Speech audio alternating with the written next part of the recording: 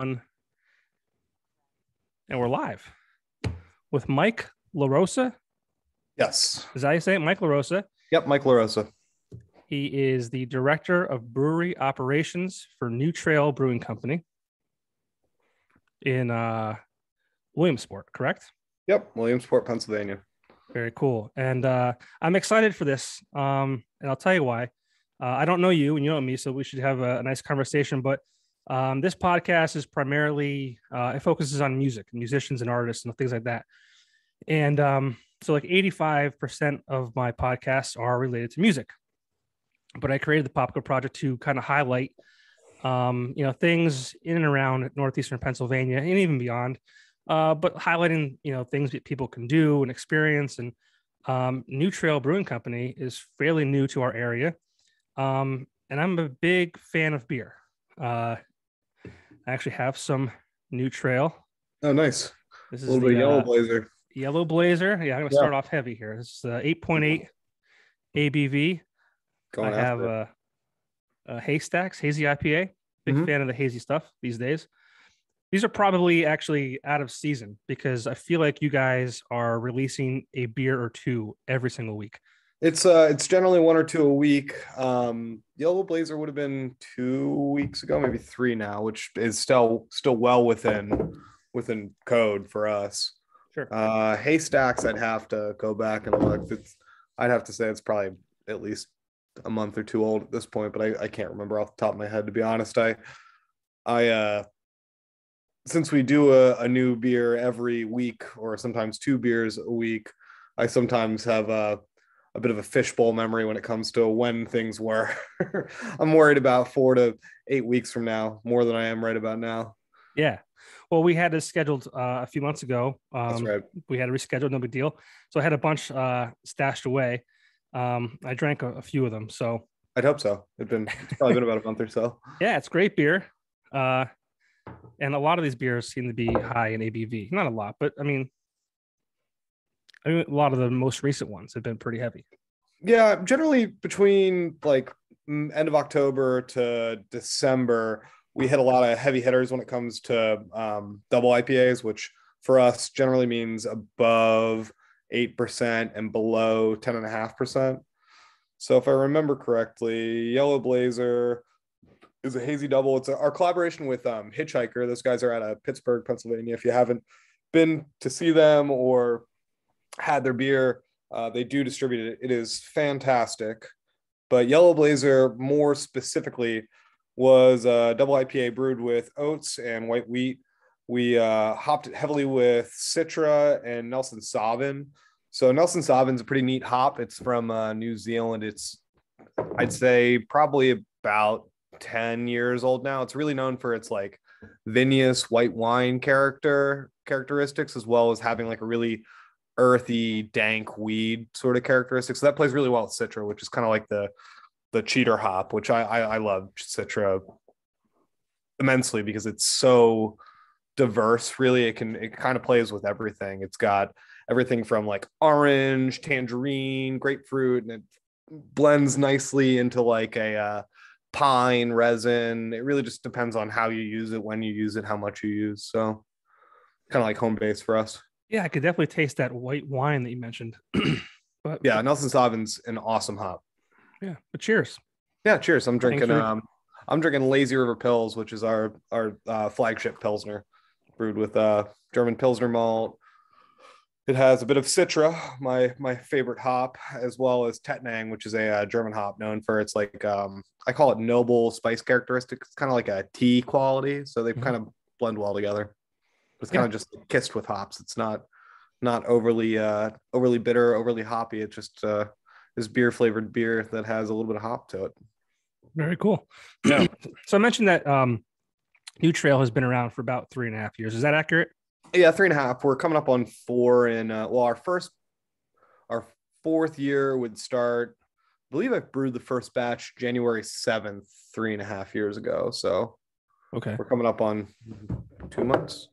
Wow, very cool. Yeah, it's November 30th today, month and a few days.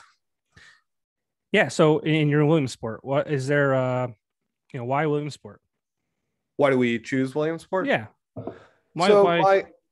my business partners have been doing business in Williamsport and North Central Pennsylvania for over 20 years now. Their first business was a nightclub that started about 20 or 22 years ago now, I want to say. I guess it would be 20 years ago now.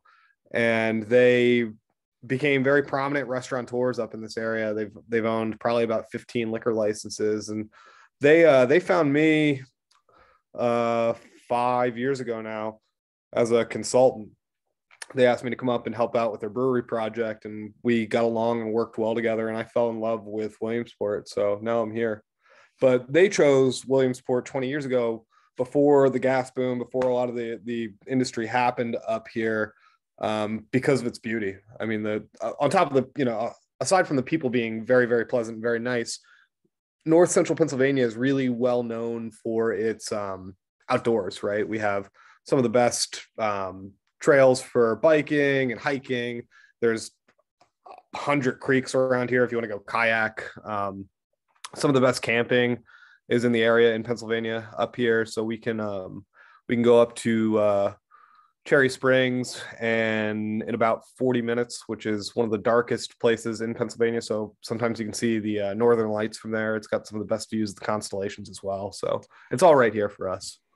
Now, is that why you guys named it New Trail? Because obviously the New Trail is very outdoorsy. All the beer. I mean, I have upstairs too. It's I think it's called Tent Zipper. Yep. But Haystax is one.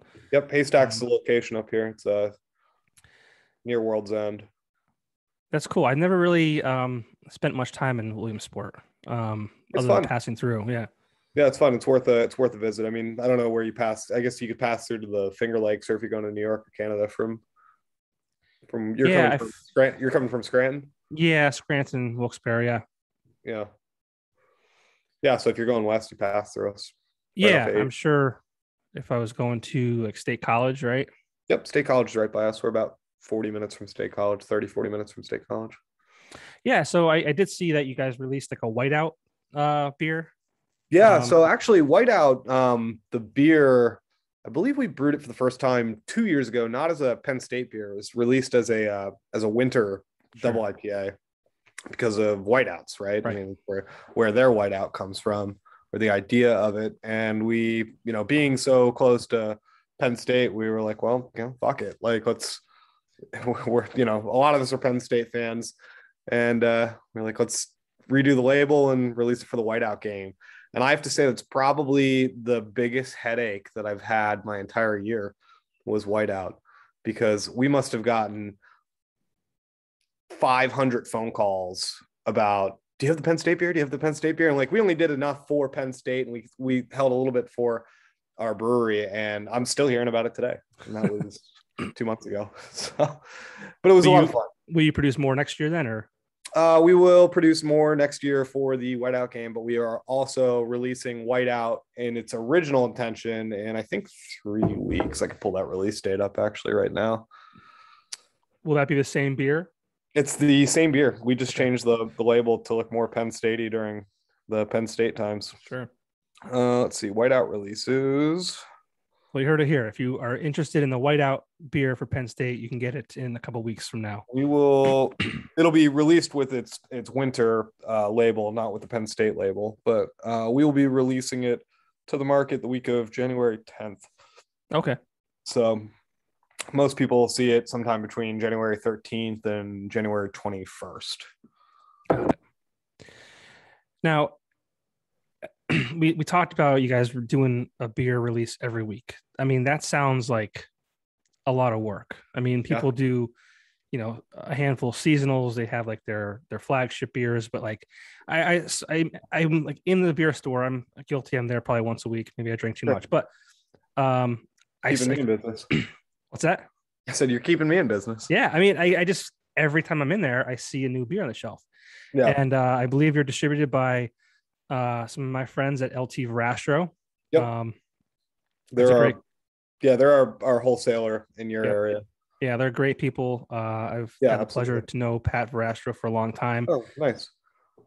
Steve Eshelman, I'm not sure if you've worked with him. Um, No.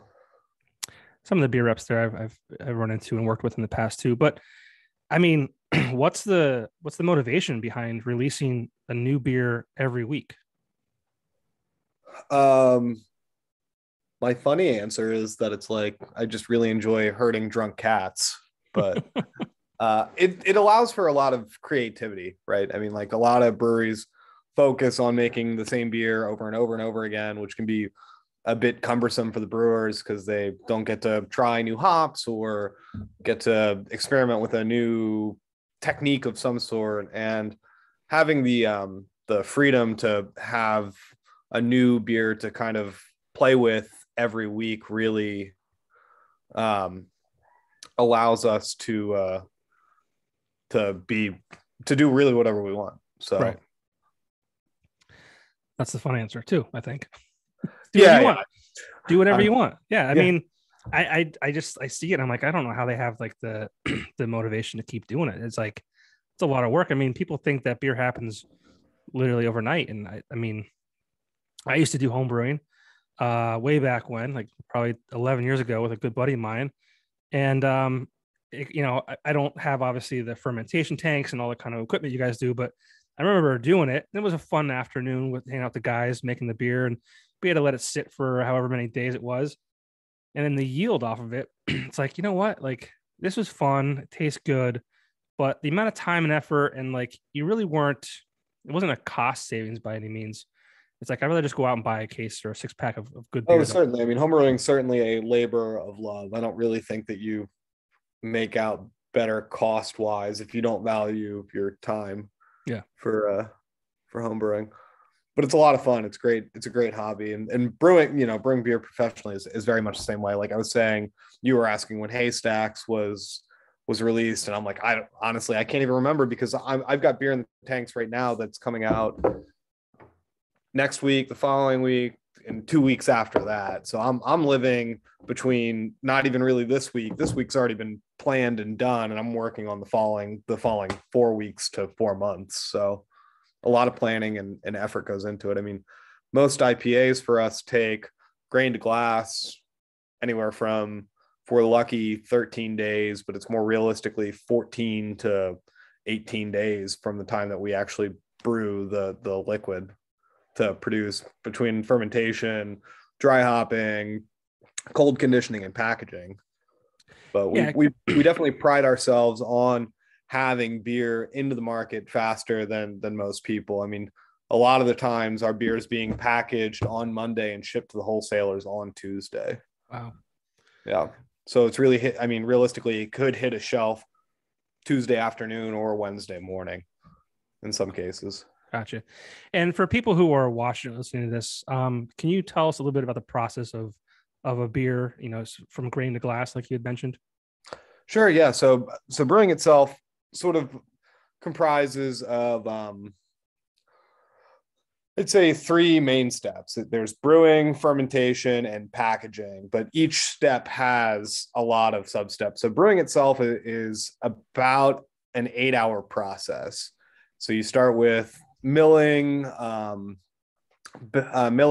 malted barley and mixing that milled malted barley with hot water.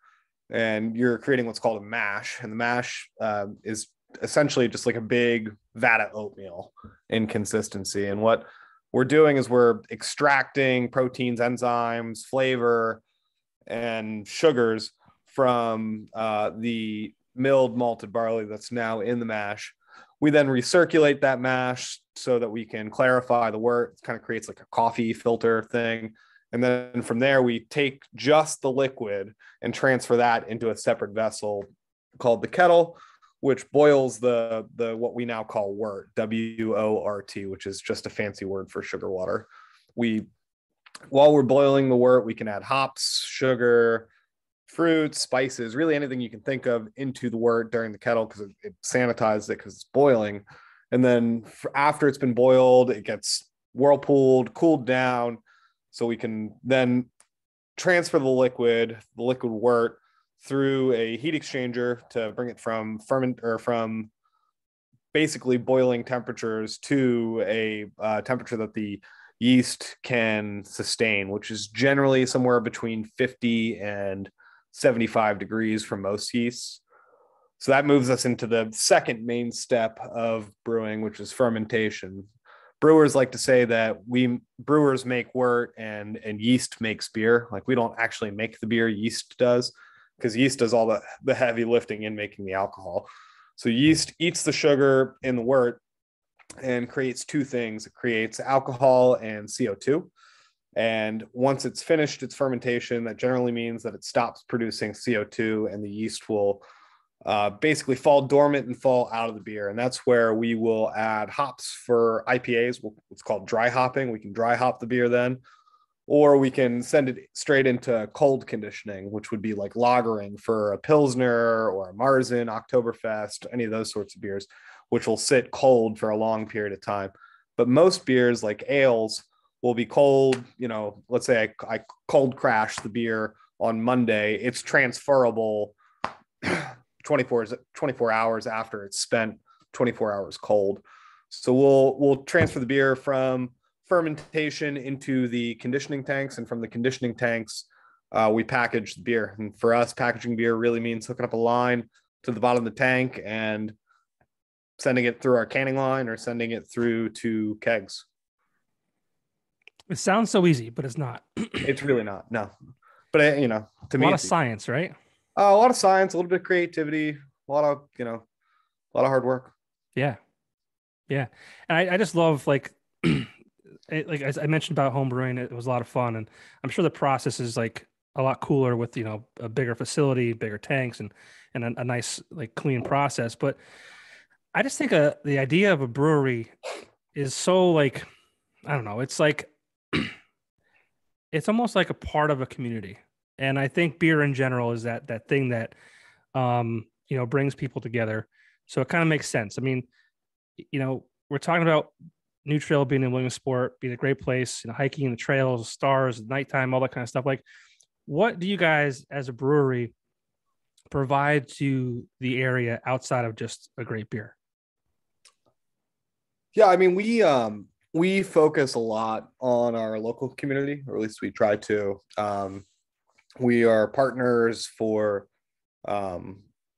businesses that like to do fundraisers. We're always, helping out with pretty much anybody that contacts us with a raffle basket, donation basket. We try to be good partners that way.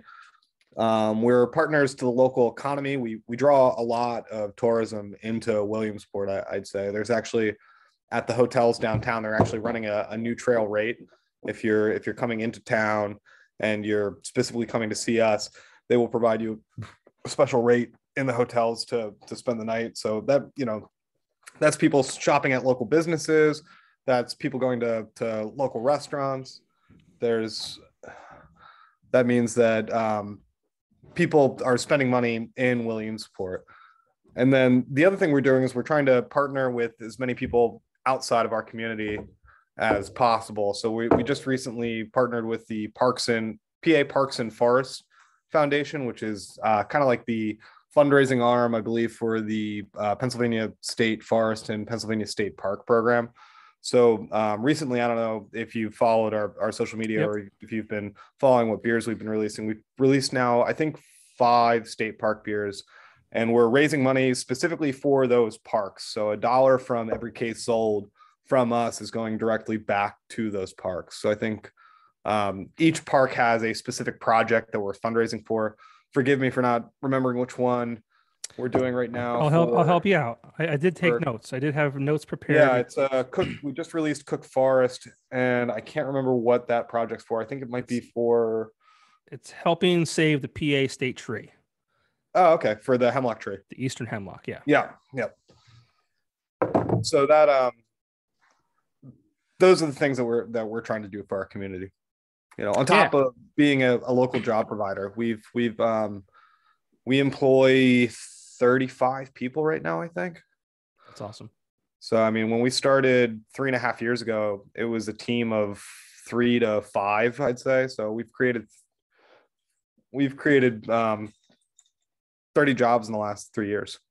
Yeah, that's great. And that's what I'm trying to get at is, like, I think breweries it as itself, like not only great beer, but they're helping their communities, they're providing jobs, and you mentioned like the people, like a cool place will pull people to drive an hour and a half. Yeah, for sure. And we definitely, tried to be that place, especially for our community. We tried to be something that did not exist in our community. We tried to provide a space in a rundown area that really wasn't booming with local business, to try to draw more people there. Specifically, we're in a industrial warehouse complex that houses, I think, 5 other businesses, but we're drawing people to a whole other side of town. Like, one of the main things that people say when they come into their tasting room is like, oh my God, I had no idea this is back here, if they're local.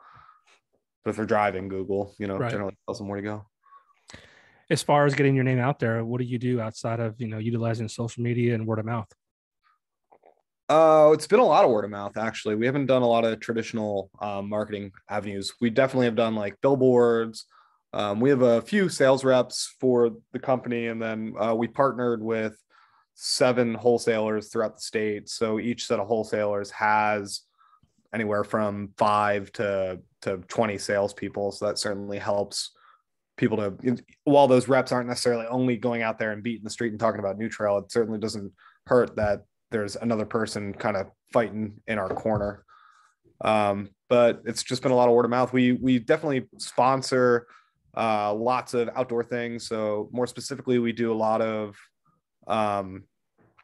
trail runs. So like PA Trail Dogs, Sure. or the Heinerview Challenge, one of the larger trail running competitions in the country. We sponsor the race, and that's free beers at the end of the race, but it's also just being a financial sponsor for them as well. So yeah, I mean, it sounds like you're great for the area, and that's why I love like breweries that like do that. I just think they have a great opportunity to really, this will work for your brand, but lay some roots and yeah, for sure. it just I mean, I love it. I mean, I'm a huge fan. I was just at Cape May Brewing Company over the weekend. I was on vacation, so did the same kind of not concept, but I mean, it's a brewery. They're very into their community, and for sure. Actually, my friend is one of the managers for the brewery there. Oh, cool. Yeah. Got a bunch of beer, brought it back home. One of my favorite beers, and I have not visited yet. But Brewdog, I'm not sure if you're familiar with that brand or not. But I just think they have a cool thing going there, and I'm hoping they. Yeah, exactly. I'm glad you mentioned that. But I think their location they have closest to our area is in Pittsburgh. They just opened up that right before the pandemic hit. I think March of 2020. But I believe their production facilities in Ohio, if I'm not mistaken. Their U.S. production facilities in Ohio. Yeah, they have an interesting concept as far as like, and it's like, I don't know how I feel about it, because it seems like weird, but like they call it equity for punks. So you can be an investor, but I don't know how much, when you think of investing, and there's like a chance of loss and reward, but I don't think that pertains to that concept. It's very strange, but people love the brand, and they pay to have shares in the company. So I don't know, but yeah, I mean, I just love the concept. I think breweries have a great vibe, and they have an opportunity to create just cool branding, which you guys have done. It's a cool logo. It's got the footprint or the boot print in the logo. But I mentioned, Brewdog opening a location or a brew pub, right before the pandemic. I hate talking about it, because I feel like every podcast that I do, I'm talking about, the pandemic and COVID-19 and the effects it's had on businesses and people, because I mean, it's a global pandemic. So it's kind of a part of our life. So, I mean, what did you guys go through when that hit back in March of 2020? Yeah, it's been a hard 2 years as far as living in uncertain times in business. We were fortunate that we were set up for distribution with wholesalers prior to the pandemic, that we weren't necessarily relying on people to walk in our doors to spend their money over our bar. But we definitely saw a hit happen with a lot of our restaurant partners that were serving kegs of our beer. All of a sudden that goes away. But But at the same time, we were fortunate in that we were set up to sell beer at Wegmans per se, or Giant or Acme, or your local bottle shop or distributor, because they were considered essential. And we initially thought that we were going to take a really hard hit, but ultimately it was just a lot of pivoting. And it's, we were driving a pretty big boat at that time, and we were trying to veer it left or right really quickly, just based off of every week by week change. And we've grown to be a much larger boat in that time. And it's been harder and harder to steer the ship when the hits come, but we've made out okay. We buckled down and focused on distribution. Were you forced to have any layoffs or anything like that? Not many. Initially, there were a few layoffs. We weren't quite sure what was going to happen, but as soon as we were comfortable, we brought back on those employees, and we ended up hiring more. We've been expanding pretty consistently over the last few years. You should give your rep at LT Verasco a kiss or a good Christmas present. I walked into Wegmans. You mentioned Wegmans before, and I have a picture on my phone because it was an end cap. Oh yeah. So for those of you listening or watching that don't know what an end cap in a store is, it's the end of an aisle that you see, like, for sale, items. So the beer aisles are the same thing. And it was like literally a full end cap. I think it was like 4 or 5 shelves, and they're just a big stack of New Trail. Yeah. We certainly love our Wegmans. Yeah. It's a great store. It's an awesome store. But we also really like our local shops too. We definitely don't want to see people choosing to buy beer specifically over them by, we want to support local as much as we can, I guess. Of course. Trying to get out. Yeah. So, I mean, when you guys were starting out and you had restaurants around you, I mean, was it pretty easy to get your beer into their restaurants, especially as a local partner? Locally, it wasn't overly difficult, I'd say. The initial model of New Trail was to produce 5 beers. So originally, we were going to produce Lazy River Pills, Trail Ale, which is our American Amber Ale, White Ale, which is Belgian style White Ale, SOB Hill, which was an American IPA, and every once in a while, we were going to brew this beer called Broken Heels. And we went with that model for about 6 to 8 months, and at that time, I was still sort of consulting with my partners. I wasn't brought on as a business partner at that point. And right as I was coming on, I was like, really, hazy IPA is where everything's going. And they were like, yeah, hazy IPA is cool. And I was like, just let me start experimenting. And that was like that. The business changed overnight as soon as we were like, let's start experimenting with hazy IPA. That's amazing. 5 beers a year, and now you're doing basically 5 a month. Yeah. Well, I mean, it was 5. There was other beers during that time. Like we produced Moonlit, which was our Imperial Stout, Belgian Triple. There was a few other beers in that time too. Sunrise, which was a Baltic porter with local coffee, and there's another beer I can't remember, but those beers weren't supposed to be year-round beers. They were just one-off beers. Right. Yeah, Moonlit was good. I had that a couple years ago. Yeah. Yeah, there's a store nearby. It's called Plaza Beverage in Pittston. Mm-hmm. Probably one of the best craft beer distributors, I think, around our area. We have Sabatini's. It's really good. And probably a handful of other ones, but yeah, I mean, they I don't know how they get through all of it, because there's so much to choose from. And saying that, like, how do you? I feel like the craft beer industry went through a huge boom, and I still feel like it's not coming down. How do you guys try and cut through all the noise, so to speak, as far as like setting yourself apart from others, or is that not important to you? You're just focused on creating a good beer and position yourselves in the right places, and the beer will sell itself, or how does that work from that standpoint?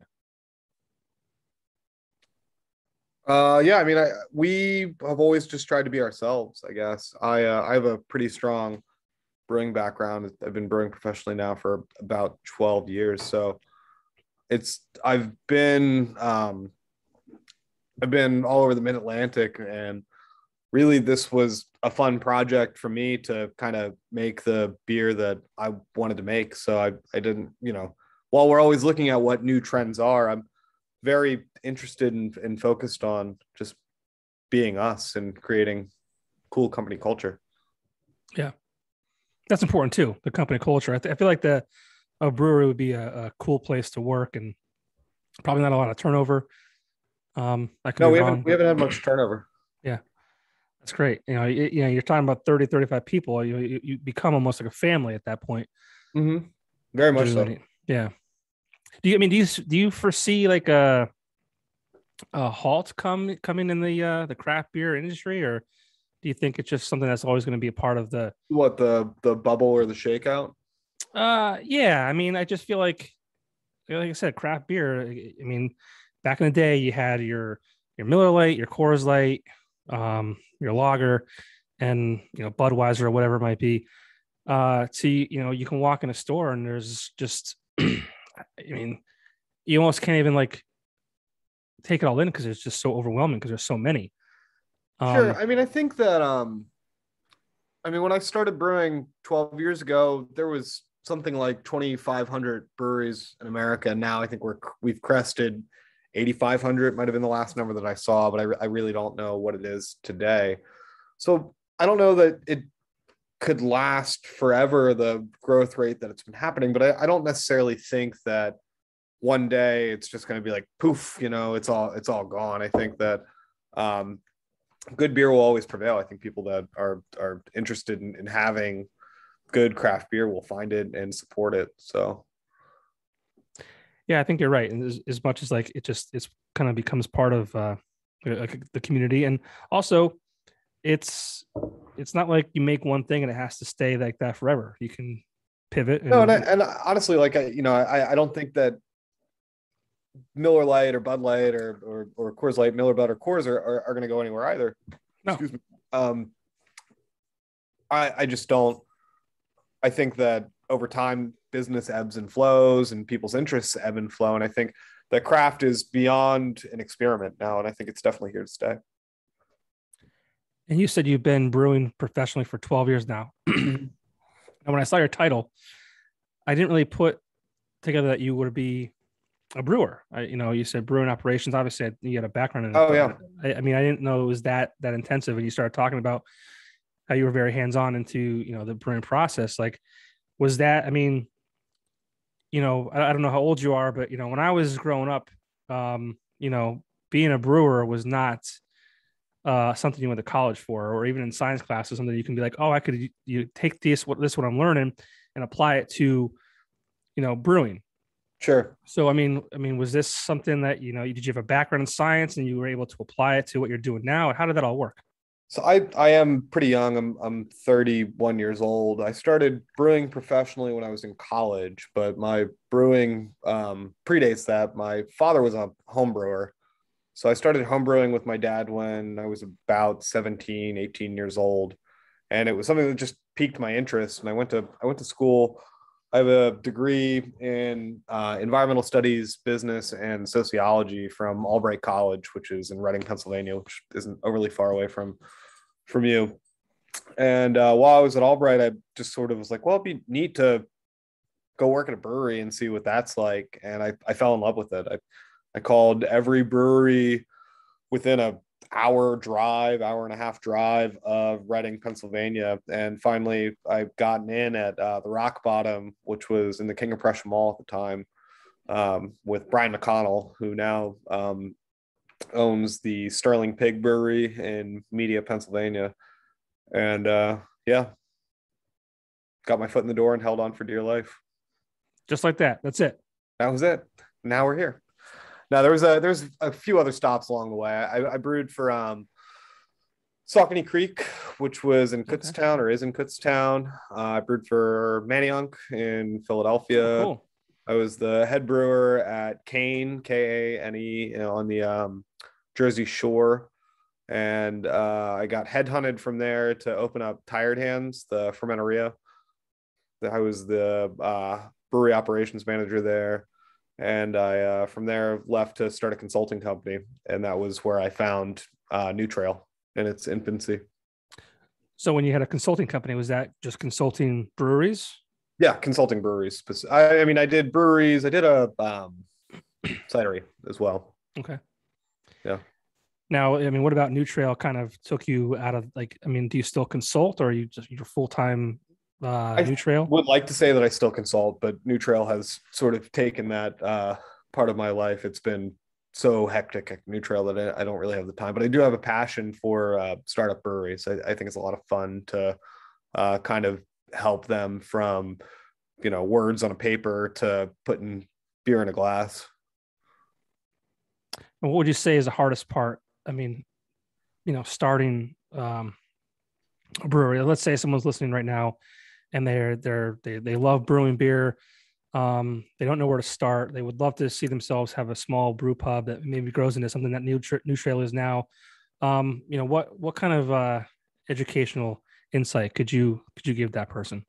Do a lot of reading. I think that there's a lot of really great information out there, not only on starting breweries, but owning small businesses.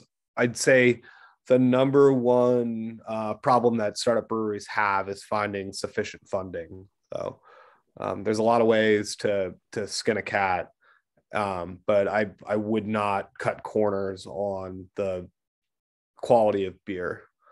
Trying to set up the brewery so that it makes the best quality beer. That means buying the best possible equipment, finding the best brewer that you can find. That means giving them enough space and providing them with the tools that they need to make beer.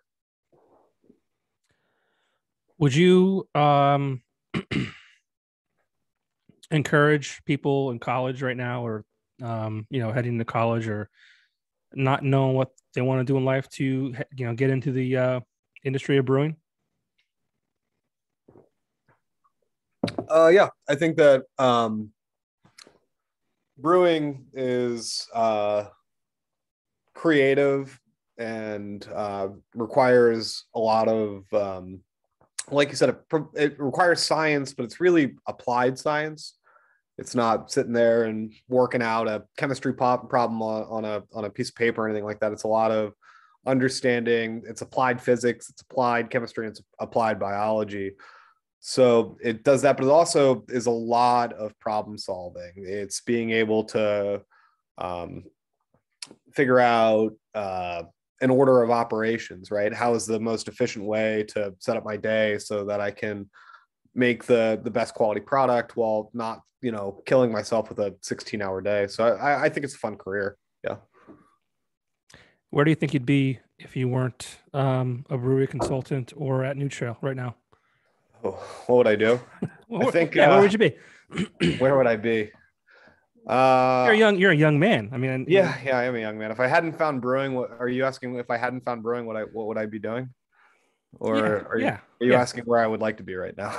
Well, no, you're happy at New Trail. You're happy with what you're doing right now. We're not going to get away from that. Won't deviate from that. But yeah, I mean, like, I think that I could have been a mason, or I would have been working with heavy machinery as a rigger. I found that I have a very I have an aptitude for handling large equipment. So I think that's where I would have ended up. But I will say that 18-year-old me going to college thought that I was going to save the world and save the environment. So who knows where I would have been if I hadn't found brewing. Yeah, it's funny when you're that young. Your parents tell you you can do whatever you want and be whatever you want, and then you get to college and you find beer and you find girls, and yeah, you never know what's going to happen. Yeah, it turns out my parents like beer a lot, so I don't think I disappointed them there. Yeah, there you go. It's funny. Yeah, I just I always find it interesting to see where people are now, where they started. Like, I never feel like people are in what they're in today, based on what they thought they were going to do as a kid in high school or whatever. Some do. Yeah, I would say, I didn't think that I was gonna brew beer professionally the first time that I brewed beer, but it's a cool craft. I will say, it was more similar to the American apprenticeship, I will say, than going through like a traditional degree. Like, while I do have a bachelor's degree, none of it really has to do with brewing. It was all my time spent at rock bottom, as an intern, and then eventually as an assistant brewer, and just working my way up. So spending time with a tradesman who's been in the industry for years and years and years is invaluable in something like this. It's funny too. It's like, brewing beer is a craft, right? And I feel like we've lost a lot of trade jobs and people doing those kind of jobs. Masons and electricians and plumbers and all that kind of stuff. And I mean, I would say to, my son, if you want to go be a plumber, go to school to be a plumber. Like, right. Those guys get out of school right now and, or they just learn on the job. Yeah. And trades like that make really, really great money, great money. And there's not a lot of debt coming out of what they're, debt, really. I mean, it's crazy. It's crazy. Yeah. You say you're 31. I just turned 39. Like my parents, and no fault of theirs, but my dad, when he was alive, he was a surveyor, and sure. He always used to like take me out on jobs, and I'd help him hold the I guess what's called a prism or something. I can't even remember at this point, but it was not what I wanted to do with my life. And I think he tried to like encourage me to kind of do it. And, looking back, if he was still alive this day, I probably would have regretted it more. Maybe I would have tried to go in that field. But he was it was an associate's degree, and he was a surveyor making good money, and he could, made money on the side. And I just feel like a lot of that stuff is kind of lost. And we were just told, my dad was a hardscaper. He owned a landscaping business. So we primarily like laid patios or did retaining walls or things like that, as opposed to like a guy that comes in and mulches and mows lawns. So I think I learned a lot from my father that way. I learned a hard work ethic. There's things today that I just like. I was talking about doing heavy machinery. I was running a skid steer when I was 12 years old. When I was 16, we were just telling this story the other day. I was 16 years old. I had just had my license for 2 weeks. And in the winter, when you own a landscape business, you run plows in the winter because it's the way to make money. Yep. And my dad had me driving a F550 with, 5 guys in it down 202 to the Westchester Mercedes-Benz dealership to plow that lot. And he pulled me aside before he put me in the truck. He's like, well, don't hit a car because you're not going to college if you hit a car. So, I became very focused that day, I'd say. That's funny. Yeah. That's really funny. Yeah. But I was getting at before too, is like, we were told like, kind of work smarter, not harder. Like, sure. Don't break your back, like use your brain, go to college. And we were fed that whole like, go to high school, get good grades, and get into a college. And when you do well in college, and like you'll graduate, and you'll get a great job, and you'll have the house and a white picket fence, and everything's gonna be great. And money this and money that. Like, I don't think that's how. I mean, for some people, I think that worked out, but I mean, that's I don't know. It's a weird thing to think about. To this, like, where we currently are, in my age, and like, so you're a little younger than I am, but even people like 5 years younger than me, it's like we were kind of fed that like this, I think, fake sense of opportunity. And I don't know if it's not our parents' fault. It's not. That's just how society was. I think it definitely part of like social norms and societal pressure. I'll say that I was very jaded about having a college degree for the first 2 or 3 years out of college when I was, just a brewer. It's like, why did I go to school and spend all this money? And I'm in a tremendous amount of debt to add to make sugar water and throw flowers into sugar water and then clean it all up. And it's got nothing to do with my degree. And I could have been doing this and making way more money if I'd started younger. The more and more I've gotten older, and I've been further and further away from my college years. I think that college definitely allowed me to learn to think differently, to problem solve and approach situations differently. And now that I'm in management, that I own a business, I definitely value having a degree or a background in business, because I wouldn't have been as far along as I am in that sort of line of thought had I not had a solid base for it, because they don't really like in high school are like, here's business 101. They basically explain what capitalism is and maybe how to balance a checkbook if you're lucky. And they're like, all right, see you later. Why are we not being taught that in high school though? Like, why are we not being taught more like, transferable skills in high school? Like, to be told at 18 that like you need to decide what you want to do for the rest of your life at 18 is insane to me. Yeah. And it's not fair. And it's just like, making a decision of, being in that kind of debt too. And it's just, yeah, crazy. I think that's actually more of what it is than anything else. It's not necessarily telling them what they have to do, but really the amount of, at 18 years old, you really have no concept of money. I mean, like I worked in restaurants or whatever, growing up. I look back on it now, and I bought a few, I bought and sold a few of homes and moved. And I think about taking on a mortgage, and I think about being 18 years old and signing a piece of paper, having no idea what that meant, that I was taking on that amount of debt to go to school. Like, now, people, or I were, the first few months or whatever, like, oh my God, I put down a huge down payment on a home and I'm paying a mortgage and whatever, just normal things. And I think about being 18 years old and like being carefree and be like, yeah, sure, I got to sign this piece of paper and I get my financial aid, and I am going to have a college degree, and what's $120,000? I'll pay it off. Yeah, no big deal. I'll be 22 years old, but I'll figure it out then. Yeah. Like I don't got to worry about it for 4 years, and then maybe another 6 months after that. Yeah, fuck it, I'll figure it out later. Like, yeah, it's wild, man. It's wild. Yeah, you've got no responsibility at 18. And I'm not knocking college completely. Like, I met my best friends in college. Sure. I mean, I think I needed those 4 years to like, like if I was 18 years old and you just threw me into the world, I definitely it would have been much more difficult than having, I lived with my parents' house for the first year of college.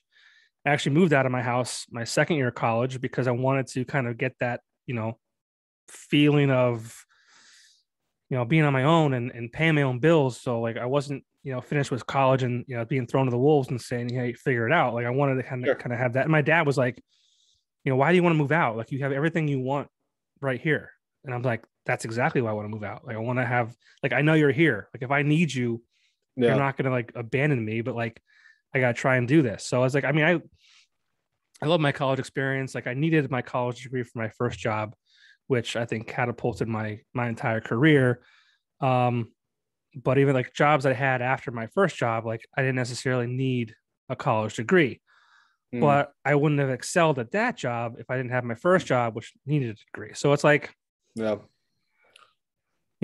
hindsight's 2020 kind of deal. I don't know. So I think that, college education should be free though. I mean, you should be able to get higher education, for some level of higher education, whether it's state or not. Something. How do we get to be a better, stronger society? And it's not by having more dumb people. It's by having smarter people, right? More educated people. Sure. So, there's got to be a way to figure that out. Maybe it's not free, but maybe it's just, every year it just goes up. And yeah, I don't, what do I know? I just make beer. So like, I shouldn't be the guy that tells people what the government should do. My opinion is that I think that there's certainly a better starting place for people to get to. And I think that, as a society, we should value, young people, and we should value their education. So whatever that means, at 18, all of a sudden you're an adult and you're off on your own in the world, and you could be, going to school to get a trade or going to school to get a bachelor's degree or something. But I don't ultimately at 18 years old, I don't think you have the financial wherewithal to make those sorts of decisions. No, we'll leave it at that. At least most people. We'll leave it at that. Yeah, sure. Well, no, you don't want to get into saving the world because we don't have the answers. Well, I thought I did at 18. Yeah. You make beer and I sell t-shirts. So is that what you do? I work at a company. So I started my career, and this isn't about me, but we'll get into it. at an arts and entertainment weekly called The Weekender, which was considered the Bible when it came to, things to do and, events, concerts, the bar scene, you name it. It was a weekly free newspaper, and bars paid to put ads in there. It was free for, consumers to pick up, but they advertised their specials, who was playing on Wednesday, Thursday, or Friday or Saturday night. It was really a great product, but enter the internet and social media. People started advertising their goings on, on their free Facebook page. They felt that they didn't need traditional media. And I mean, traditional print media is not what it used to be by any means. So I started as an intern at the Weekender in 2004. Then I went into my internship was marketing. So I got into marketing and sales, and then I was in sales. Then I was a sales director, and then I was the general manager of the Weekender before I moved on into my career in radio. So I was selling advertising on radio channels and outdoor billboards. And then I was actually hosting a radio show highlighting local artists on Saturday nights. So as an extension of, featuring the artists on Saturday, that was, play 13, 14 artists every Saturday night from 9 to 10 o'clock. I started a podcast as an extension of that the show was called Alt Natives. So I started a podcast called Alt Natives After Hours because I wanted to kind of provide a platform for the artists. Like, I could play their music, but also I wanted to get to know them. I wanted people to be able to get to know them and give them a platform where they could talk about themselves and how they started. You can do a radio interview that's 2 minutes long. It's like, okay, well, how did you guys start? When's your next show? And it's that cookie cutter bullshit, that no one cares about. Right. Well, they got to plug something too. So what's that? They have to plug something too, right? Yeah. So I wanted to kind of do the podcast as an extension of it to, give them the opportunity to, have it for their own content, but also, be able to talk about who they are, not only as musicians, but, we're talking about you for the past almost hour about how you kind of got into your career. I wanted to be able to do that with them. And then the station wanted to reformat, and they went from an alternative station to like a 90s and now type of format. Cool. They wanted to try and target women. So they put the show on hiatus. I'm not an idiot. I knew what that meant. It's like telling your kid, like, we'll see, or maybe. Exactly. Thank you. Yeah, so it's such a powerful phrase, because it gets them out of your hair for that moment, and you hope they forget. So they told me that, and I'm like, I'm not a 3-year-old child. I'm not a 4-year-old child. I know what that means. So I started this. I figured I could at least do this and continue doing providing a platform where they could talk about who they are, what they do. And sure, I didn't want to limit it to just musicians. I wanted to kind of open it up to other people too, because I'm curious. I like hearing people's stories.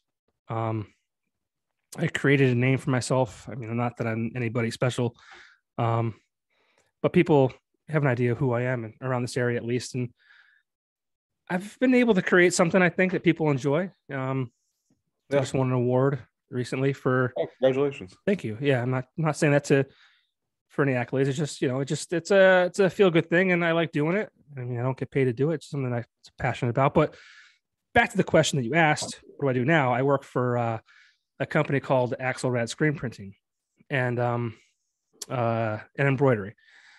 They've been around since 2003. They opened up a brick and mortar store. I think it was 2008 or 9.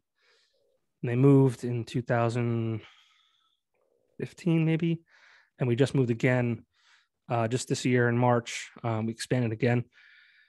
But I knew them from working at the Weekender. I partnered with them back in last year. I created a campaign called Shirts for the Scene. Working for local bands. We opened up a store where I just took every band's like logo, put it on a shirt, and like you could go and buy, let's say, let's call it New Trail. You go and buy New Trail's, shirt in the store, and the proceeds from that shirt would go back to you or go to New Trail. Band. Yeah, right, exactly. That's cool. Because Yeah, I mean, they couldn't play. They had no, Yeah, for sure. no income. So there's an opportunity for me to kind of help them. My thought was like, when you're doing a benefit, and what's the first thing you do? You try and find entertainment so that people come and, donate their $10, see Right. a band, and they do it all the time without question, without hesitation, and they never ask for anything in return. And it's so I was like, I wanted to do something for them. And when the show was canceled too, I was lost. I was like, I need them more than they need me, to be honest. But yeah. So I work at Axel Red Screen Printing in Wilkes-Barre. We do a lot of great things there. We've printed merch for Slayer, Elton John, Breaking Benjamin, Cold, you name it. Great group there. And it's similar to you guys. We're probably about 25, 30 employees. That's awesome. Close family. But yeah. That's cool. That's my story. Yeah, man. But I don't need a degree to do what I'm doing now. I just need a degree to start my career. So yeah. That's a really cool story. Yeah. Seems like a cool company too. It's awesome. Yeah, it really is. It's a lot of fun too. But listen, let me let you have some of your night back. As far as New Trail Brewing Company goes, what can we expect? I mean, it's November now. Technically it's December, especially by the time this is released, which is probably next week. So we'll be in December when this is released. What can we expect from New Trail this year, and any big plans for 2022? Sure. So I mean, we are constantly, like you said, releasing a new beer every week. So you said this will air what date? It'll probably be next week. Tuesday, Wednesday next week. Pull up my calendar. So we next week we release Lift Pass, which is a hazy single IPA with white wheat and primarily hopped with El Dorado. So I'd say it's a little bit more lemony, but it's brewed for this time of year and people trying to get out on the slopes. And we call it a Lift Pass beer because people sort of sneak things on the ride. So never. Yeah, right. Never. I've never done that. We also have chocolate covered Pretzel releasing next week, which is a Baltic style porter with chocolate and salt. But I'd say that you can look for a number of winter themed releases from us over the next 4 or 5 weeks, including beers like Toboggan, which is a new beer this year, Icicle, which is a fan favorite, Snow Angel, Cryosphere, which was all released last year, and Whiteout, like we talked about earlier. Now, I did see, I think, cookie inspired milkshake IPAs. Yeah, that was a Black Friday. We released those beers. So we released 3 beers at our tasting room, which are all sold out at this point, or by the time. Never mind, forget it. Yeah, but they're neat beers. They're milkshake IPAs, which are IPAs brewed with lactose and vanilla. And there was the base beer, which is Holiday Cookie, which is just lactose and vanilla. And then there was Snickerdoodle, which was lactose, vanilla, and cinnamon. And then Coconut Macaroon, which was lactose, vanilla, and coconuts. Those milkshake IPAs are always very interesting. I was first introduced to that style of beer, I think, by Southern Tier. Oh yeah, they had that Swirl whole series, yeah. And then Brewdog had a couple as well. Yeah, I actually brewed the first milkshake IPA in America. So. Get out of here! Yep, that's awesome. Yeah, Tired Hands sort of iconicized the style, so we were the first ones to call it a milkshake IPA. Oh shit, that's great. Yeah, that's cool. Yeah, so we brewed a strawberry milkshake IPA at the time. So if you were to end your career now, would that be like your pat on the back? Like I was the first one ever. I really hope not. I hope that if I had to end my career right now, that people would remember me for a gold medal for an American style Pilsner for a milkshake IPA. There we go. All right. I think that milkshake IPA is certainly a little bit more popular or trendy right now. So a gold medal, right? What? You say a gold medal? For the Pilsner. Yeah. Yeah. That's great. Yeah. Something to hang your hat on. Yeah, for sure. That's cool. Definitely. Congratulations. That's awesome. Thank you. Yeah. Well, you've had a great career so far, and you're a young man, 31 years old. I can only imagine you'll do much greater things. Maybe 2 gold medals. Yeah, I have a couple. So, You have a couple? Yeah, I have a couple. That's great. Yeah. You're so modest too. You don't even talk about them. Yeah. If I were you, I'd be wearing them right now. I'd be like, yeah. Yeah. I should tell my girlfriend that. I can hear her. Yeah, you just got kicked. Yeah. She's like, you got such a big head. I'm like, no, I don't. Obviously, he doesn't. If he did, he'd be wearing those medals right now. No. Fuck off. Well, Mike, listen, thank you so much for doing this. I really appreciate it. I love learning about local people doing really cool things, and just like I said, adding value to the world around them. And no, I think I had a great time on the show, so I'd be happy to come back. Yeah, I hope you did. I mean, like I said, this is a passion project for me. I don't get too tied up into follows and listeners and things like that. Of course, I would want the following that Joe Rogan or someone else like that has, but I'm just a little guy from northeastern Pennsylvania who once had a radio show and just trying to highlight people around the area that are doing cool things. So again, thank you, Mike LaRosa from New Trail Brewing, the director of brewing operations. Where can people find New Trail on social media and the internet in general? It's at New Trail Brewing primarily for our Instagram and our Facebook. Yeah. And then you can find us at www.newtrailbrewing.com as well. Very cool. We're currently in the process of revamping our website. So hopefully that'll be up and running, I think, in 2 or 3 weeks. So I feel like everyone is revamping the website. Whatever you talk to them. Ours is really good right now. It's not. So whenever you talk to anybody, people can have a website that's a year old and they're like, visit our website. We're only 2 years old. Ours is like 3 years old. It's like a landing page. It's like, we're New Trail Brewing. Here's our Instagram feed and here's our hours. See you later. Yeah. So I mean, you have a tasting room, so people can come visit tasting room. Yep. So we're open at the tasting room Wednesday through Friday from 3 to 10 p.m., Saturday from 12 to 10 p.m., and then Sunday from 12 to 6. Cool. And then I think I saw somewhere that you like partner with like food trucks, or is there? So we do bring in food trucks. There is one that's parked there permanently right now. It's a Real Taste, which is a local Mexican food truck, taqueria truck. He rotates his menu, so it rotates. It's primarily Mexican and tacos, but it rotates. It's been everything from burgers and cheesesteaks to he had an Asian centric menu recently, so it was like lo mein, and there was some sushi and stuff like that on there too. So he tries to switch it up pretty frequently. Very cool. Well, visit New Trail Brewing Company in Williamsport. Visit them online.